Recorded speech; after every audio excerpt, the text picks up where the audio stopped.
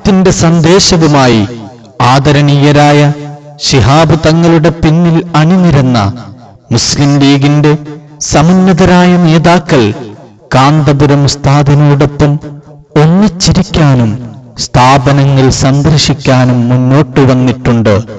ഇത് കാന്തപുരം ഉസ്താദിന്റെ നേതൃത്വത്തിൽ നിർമ്മിച്ച പൂനൂർ ജുമാ മസ്ജിദ്. ഈ മസ്ജിദിന്റെ മഹത്തായ ഉദ്ഘാടന ചടങ്ങിൽ മുസ്ലിം ലീഗ് അഖിലേന്ത്യാ പ്രസിഡന്റ് ഇ അഹമ്മദ് സാഹിബ് പങ്കെടുത്തിട്ടുണ്ട്. وَإِذْ قُلْتُمْ يَا مُوسَى لَن نُّؤْمِنَ لَكَ حَتَّى نَرَى اللَّهَ جَهْرَةً فَأَخَذَتْكُمُ الصَّاعِقَةُ وَأَنْتُمْ تَنظُرُونَ الله أكبر الله أكبر الله أكبر الغمام وأنزلنا عليكم المن والسلوى كلوا من طيبات ما رزقناكم وما ظلمونا ولكن كانوا أنفسهم. الحمد لله رب العالمين والصلاة والسلام على سيدنا محمد وعلى آله وصحبه أجمعين. أما بعد وقد جعلت هذه البقعة مسجدا لله تعالى ووقفته مسجدا عن مساعد وباني هذا المسجد وعن أهل الحل والعقد في هذه القرية.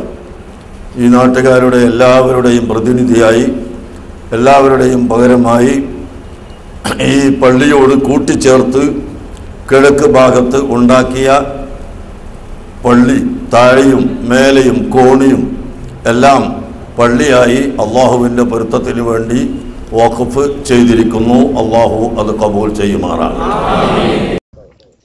കാന്തപുരം ഉസ്താദിന് പിന്നിൽ ജമാഅത്തായി നിസ്കരിച്ച ഇ അഹമ്മദ് സാഹിബും പാണക്കാട് തങ്ങളുടെ ഐക്യമെന്ന സമവായമെന്ന സന്ദേശവുമായാണ് ഓടിയെത്തിയത്. നമ്മൾ ഒന്നിച്ചു നിൽക്കാൻ തയ്യാറാകാത്തതുകൊണ്ട്, നമ്മൾ ഒന്നിച്ച് ചിന്തിക്കാൻ തയ്യാറാകാത്തതുകൊണ്ട്, നമ്മൾ ഒന്നിച്ച് പ്രവർത്തിക്കാൻ തയ്യാറാകാത്തതുകൊണ്ട് അത് നമുക്ക് ഒരിക്കലും സ്വീകരിക്കാൻ യോഗ്യമല്ല. നമ്മൾ ഇന്നും തന്നെ ഭിന്നിപ്പിന്റെയും അഭിപ്രായ വ്യത്യാസങ്ങളുടെയും മേഖലകൾ കുറച്ചു കൊണ്ടുവരണം. ഐക്യത്തിന്റെയും സ്നേഹത്തിന്റെയും ഒരുമയുടെയും ഒത്തൊരുമിച്ച് മുന്നേറ്റത്തിന്റെയും മേഖലകൾ നമ്മൾ വിശദീകരിക്കണം. അതിലൂടെ മാത്രമേ നമുക്ക് മുന്നോട്ട് പോകാൻ കഴിയൂ. സുന്നത്ത് ജമാഅത്തിന്റെ പഴയകാല നേതാക്കന്മാരും അവരുടെ പിൻഗാമികളായി ഇപ്പോഴുള്ള ആളുകളും ഈ വസ്തുത വിസ്മരിക്കാതിരിക്കൂടാ. ആ സുന്നത്ത് ജമാഅത്തിന്റെ ആ പൗരാണിക നേതാക്കന്മാരുടെ പ്രവർത്തനം കൊണ്ടാണ് ഇന്ന് സമുദായത്തിലെ ഈ പുതിയ തലമുറക്ക് ദീനിനെ പറ്റി മനസ്സിലാക്കാൻ കഴിയുന്നത്.